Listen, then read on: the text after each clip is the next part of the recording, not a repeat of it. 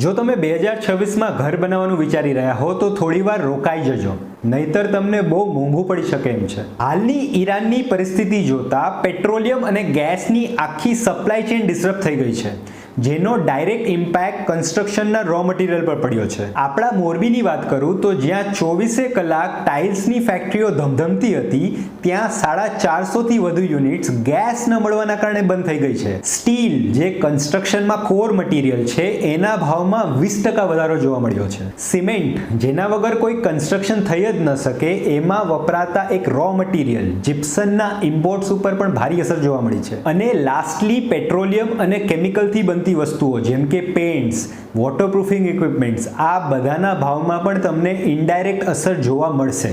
આથી કરંટ સિચ્યુએશનને ધ્યાનમાં રાખીને નવું ઘર બનાવવું અથવા કે ઇવન રિનોવેશનનું કામ હાથમાં લીધા જેવું નથી. મારું નામ છે એશિયન અને હું તમને મળીશ બીજા વિડીયોમાં.